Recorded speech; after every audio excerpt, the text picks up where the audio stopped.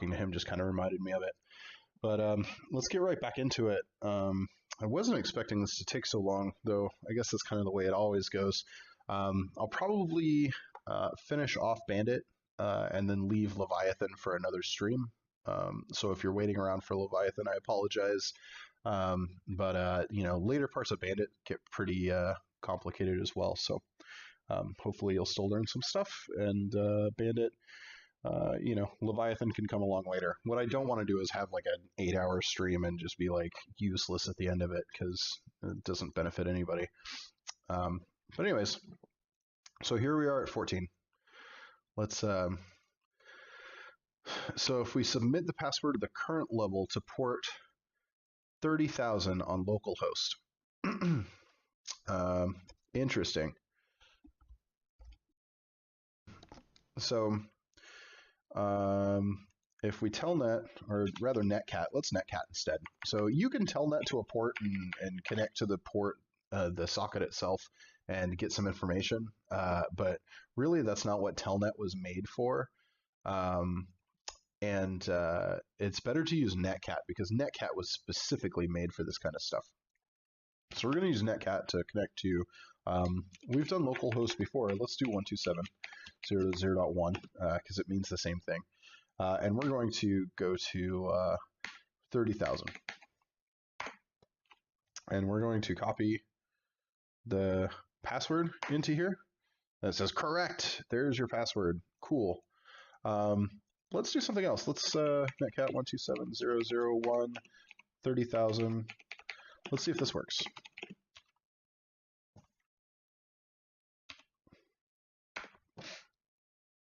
Can we just do standard in like this?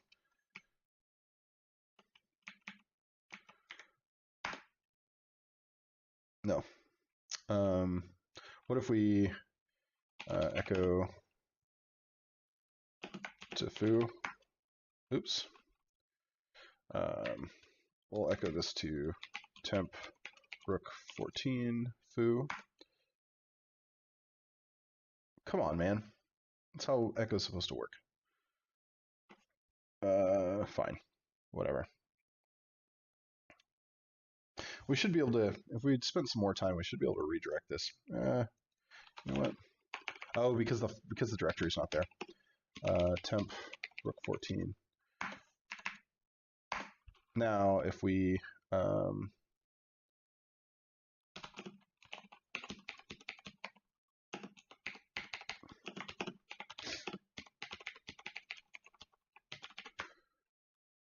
can we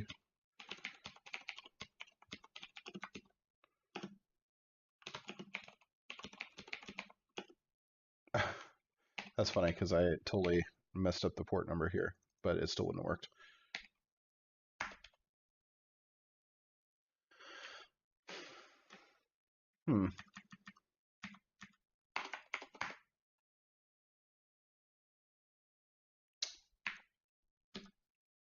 Weird. Okay. There's a way to do it. I don't know. Have to fiddle with it for a while, but one of the other things you can do is we could write a Python script to open up the socket and pipe the stuff through and collect the password, but we don't really need to do that here. So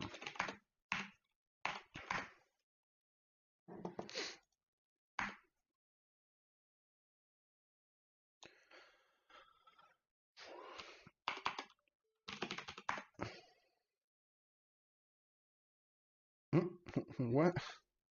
Has this been happening for a while?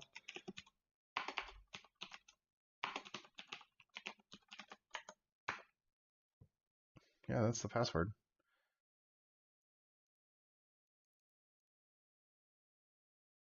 So we're moving on to 15.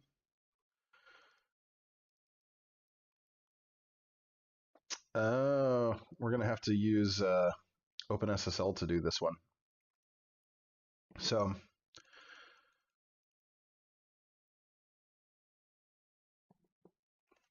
So that means that that 30,001 is running SSL encryption. It's running SSL in the background. So we can use a command called sclient. Well, it's technically OpenSSL's sclient, but we can use this sclient command to connect to the host. So let's Google this first. So if we do connect, let's use sclient connect to a cell server.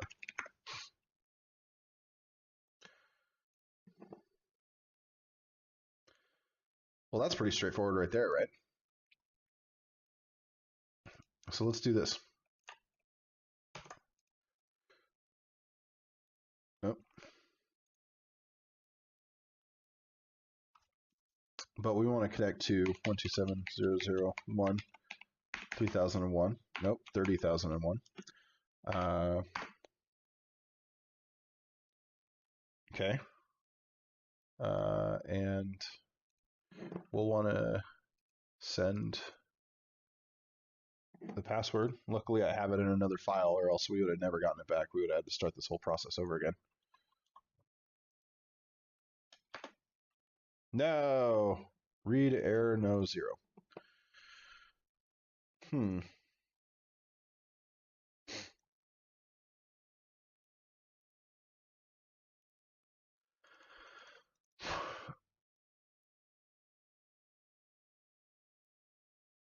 Wait, what did we, I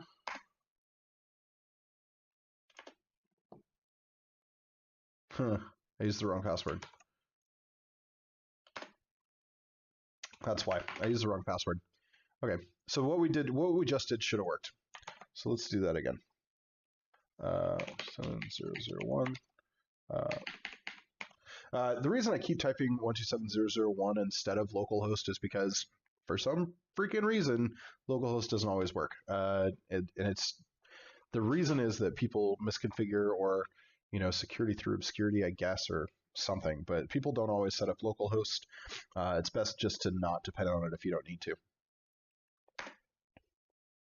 Okay, we've connected. We've done the handshake. Here's a certificate. Cool.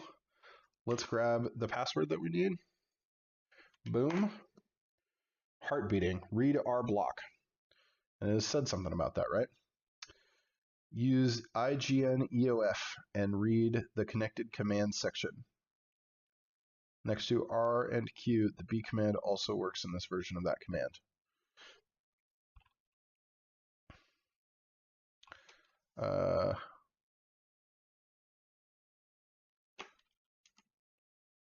So if we man OpenSSL,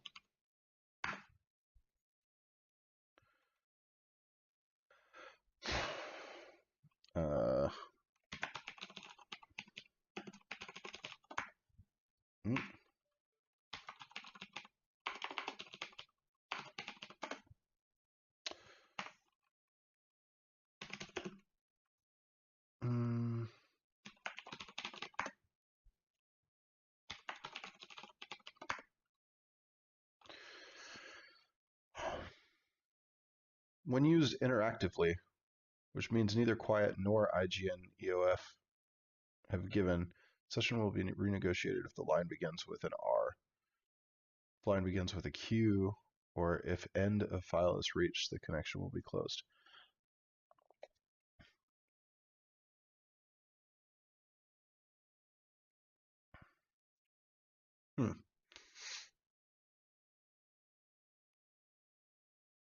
So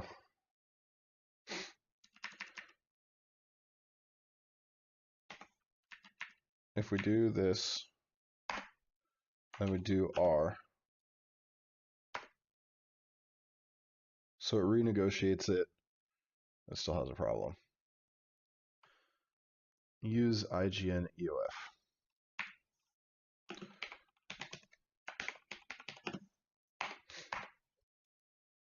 So that just says ignore end of file, right? Okay. What about using the Q, like what the man file said?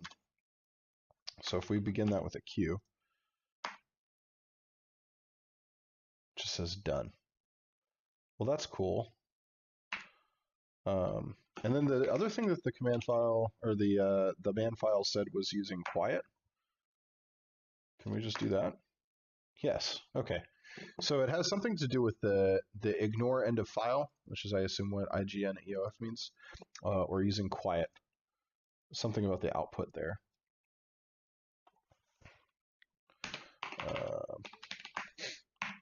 See, we're flying right along.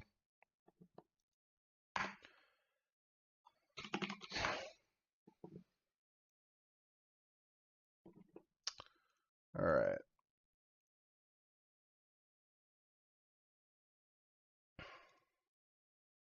SSL cert snake oil.key. That's kind of cool. The credentials for the next level can be retrieved by submitting the password of the current level to a port on localhost, range 31,000 to 32,000. First, find which of these ports have a server listening on them, then find out which ones speak SSL and which don't.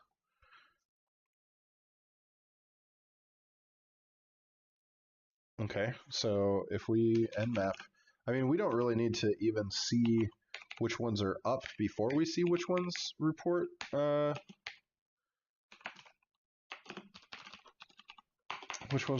SSL. We should be able to see it using the -sv, which is a service discovery. So we nmap here, nmap, and then we designate which ports, so 31,000 and 32,000, and then we use sv for service discovery and then localhost. This might actually take a minute.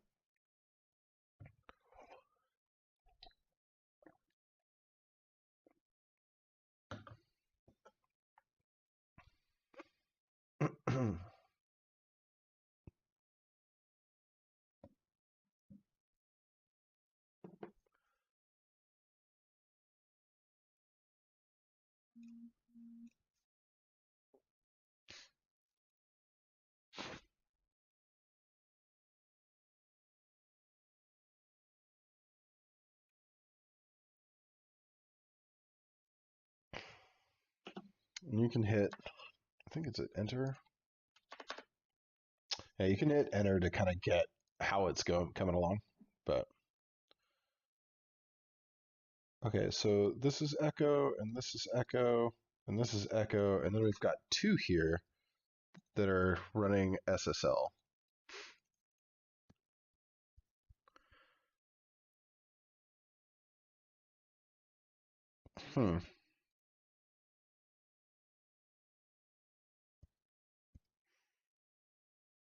So it's one of two, but I feel like we should.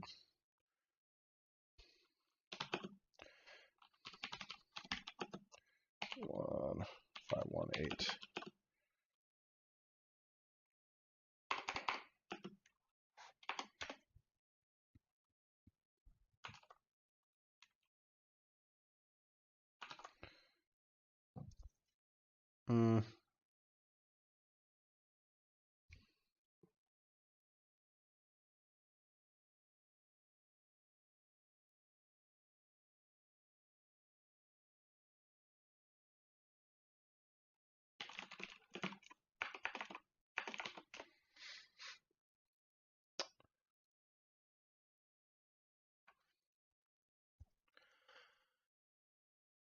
All right, well, we can.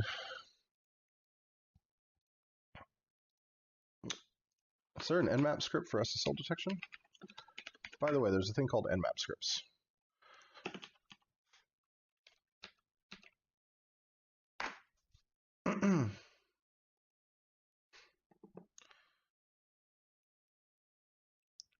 Okay, so there's a thing called Nmap Scripts, which are neat, and what they do.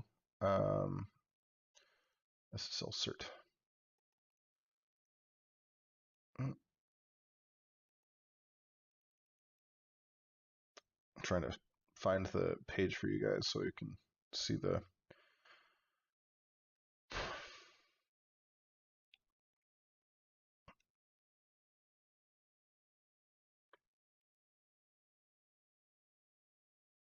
So what Nmap scripts do is it allows you to extend Nmap to perform various options. So you can do anything from like crazy, like huge vulnerability scanning stuff similar to Nexpose or Nessus, though not, arguably not as good, but still vulnerability scanning through Nmap, or simple things like this SSL cert script that helps you pull down SSL certs.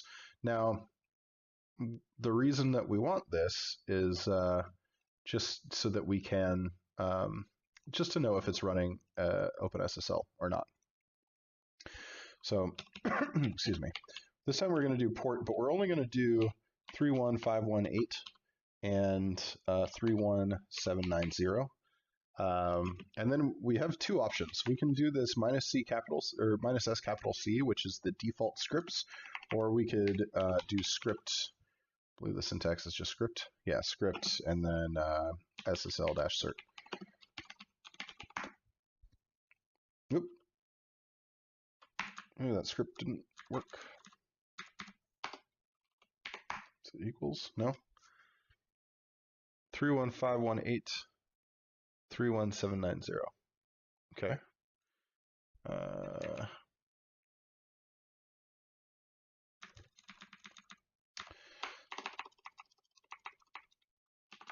That should have worked.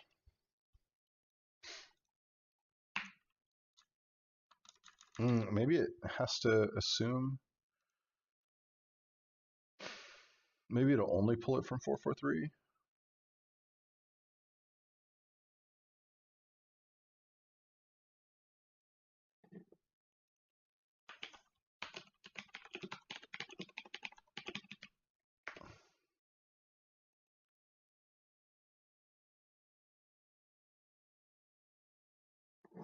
See, this says that SV should have detected SSL.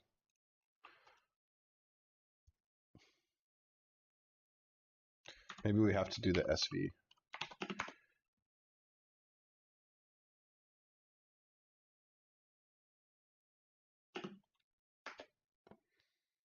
So if we hit enter, it'll give us a little update.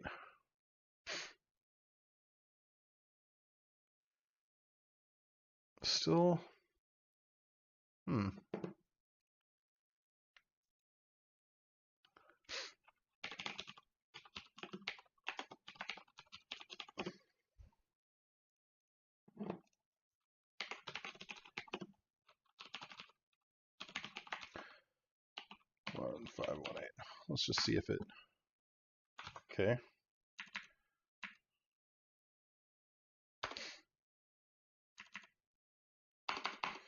It's 31790. And it does it as well. This says that there's only one server that will give the other will simply send back. Okay, so one of these.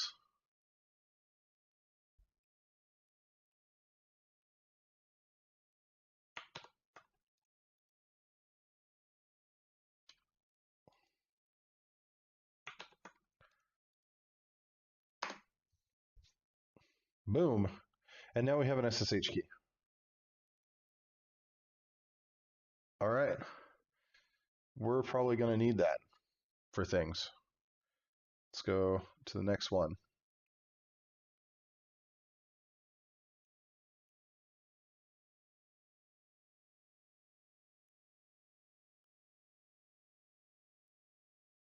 Okay, so let's go ahead and grab this. Copy it. We're going to VI Bandit, what is that, 17? .key. We'll paste that in there. And then same way that we did the other one, the last time we needed to use a key, we'll just use -I and then bandit.bandit17.key. Unprotected private key. Oh, this is a good thing. This is a good time to talk about key permissions, which we did not talk earlier. So key permissions, we look at bandit.key. It's read, write, read, write, read, write. You do not want anyone but you, not even people of your own group, to be able to read this. Now, there are certain edge cases where maybe you want people from the same group to be able to read keys, but no, anyone but you should never be able to read your own key. If you need somebody else to be reading your key, that means that you're sharing logins, and we all know that is bad, right? Okay, so we want to chmod 600 bandit key. What this is doing is, since it's a read-write only, so with chmod or various other things that understand this bit level permission scheme, the first three here is 1 byte here. The next three, 1 byte. The next three, 1 byte. There is a setup. Can I sit in here maybe?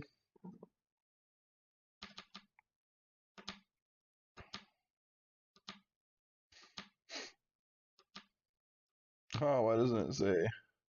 Okay, so each number means something. So this 6 is comprised of a 4 and a 2, which gives you the read and write permissions. If it was a 7, it would also have the 1, which is execute. So 0 means 0 permissions. So a 6 gives you the 4 and the 2 ability. This is, I believe, R is the 2 and write is the 4, and then execute is the 1. Yes, that would make sense. So that is your crash course into Linux file permissions. We have now set those. So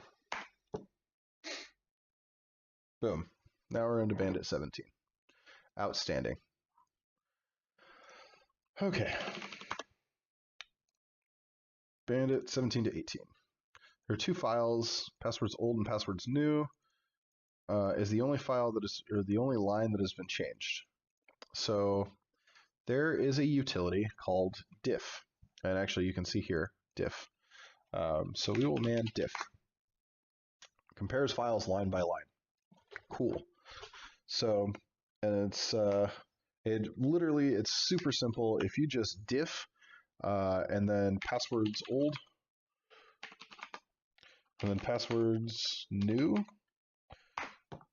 it will show you the file that's, or the line that's changed.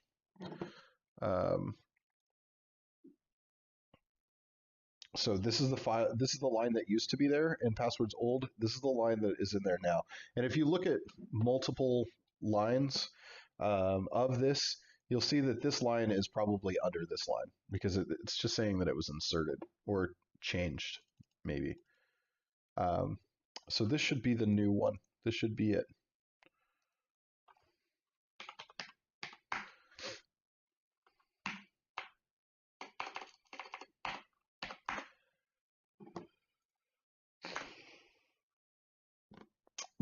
Bye. What? Okay. Remember when I was saying that dash VVV? Let's check out what's happening here.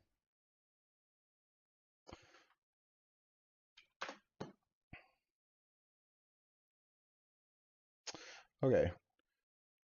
Oop. We don't have enough. Yeah, let me change this buffer.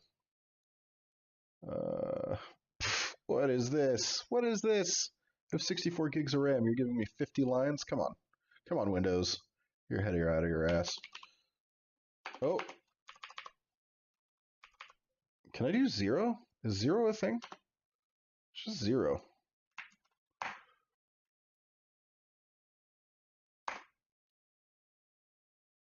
No, 0 is not a thing, FYI. Just to let you know, it defaults to 1. That's useful.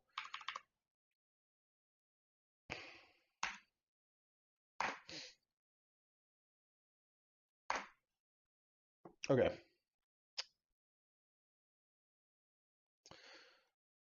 Why? Why? Why are you so mean to me?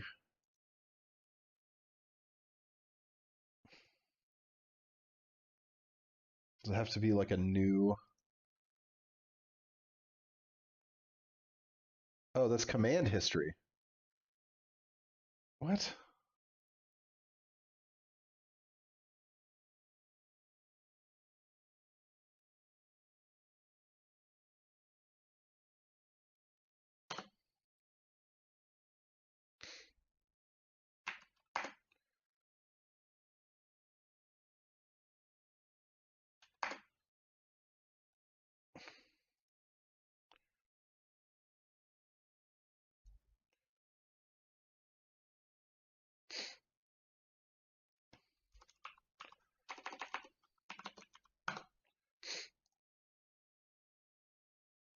Okay, that's what I've been looking for this whole time.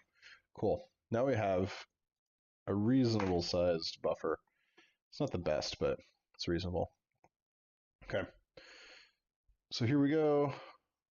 See if we can find. So here we get authenticated. Everything's groovy. We see the message of the day, which we always see when we log in, and then we get bye bye, and it kills us. So we are connecting. We are seeing it come through. We are authenticating correctly. Everything's working right. But we're just getting bye-bye like immediately. It's just like, get out.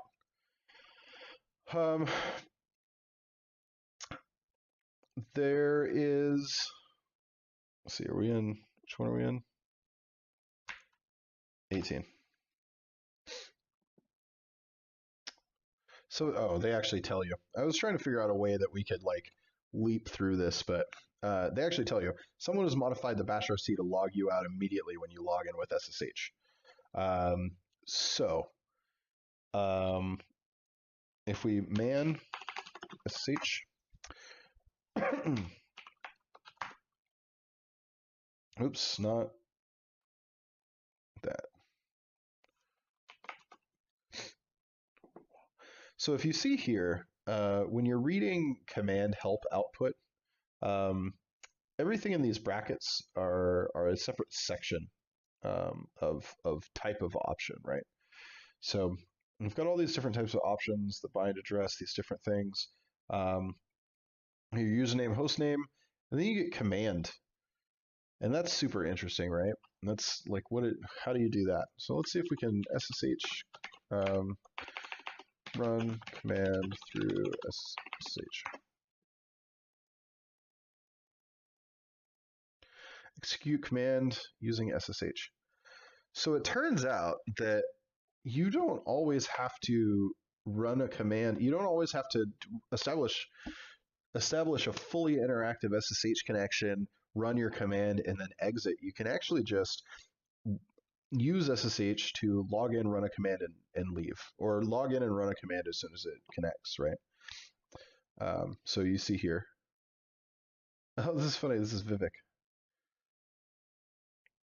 So see, he's just running. He's SSH runs the command. I want to run a different command. It just runs the command, returns the output, and then brings you back. Vivek, by the way, assuming this is the same Vivek, runs. Maybe it's not. Maybe that's not the same Vivek. Okay, that was about to be a tangent that evidently shouldn't have been a tangent. But anyways, go check out Pentester Academy. It's super sweet. Lots of good videos by a man named Vivek. Maybe not this Vivek.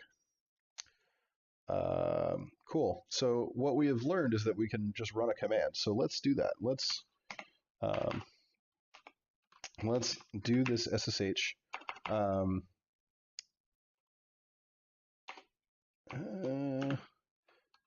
Can we like cat bash RC?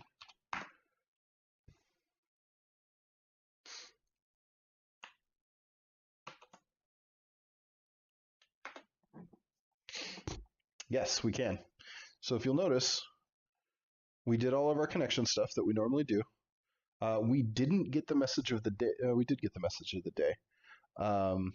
However, it says bye-bye. It starts disconnecting us, and then it's like, oh wait, I scrolled too far up.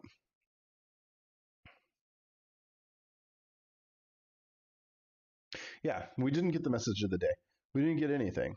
All we got was suddenly, oops, we outputted the bash RC, and then we got disconnected. And in fact, it didn't even get a chance to disconnect us because we just ran a command. We didn't establish a fully interactive session. So if we look at the bottom here, just echoes bye-bye.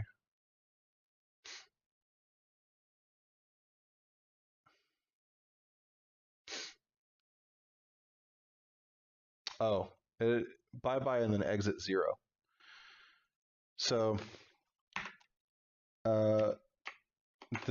this is relatively easy because it tells us where the file is, right? So we just need a cat readme instead of cat bash rc.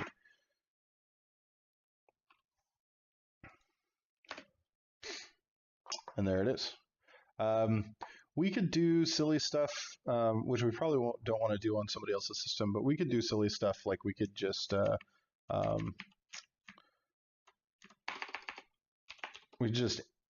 zero out bash rc as we log in, and then log in again. Various things, maybe spawn use a command to spawn a persistent reverse shell back to us, or spawn a persistent like spawn a persistent listener so that we can connect to. This might even work. Let's find out.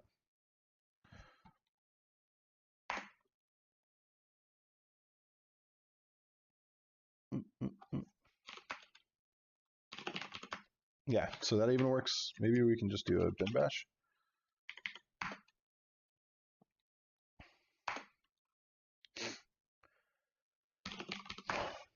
Yeah, so, and the reason why this is working is because the command isn't loading.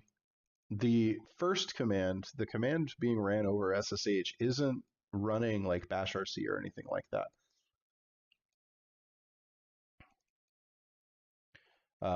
It just runs the command and exits. Well, this happens to be an interactive command, so it's waiting for this interactive command to finish before it'll exit. So if we exit, then it exits out of it. So pretty cool, good stuff. Very, very useful in certain cases. You know, people, again, this just goes back to show you that security through obscurity is not useful. People will try, maybe not this exact thing, but similar things to this. It is not secure. There are ways around it. And in fact, there's another challenge coming up that's going to drive that home.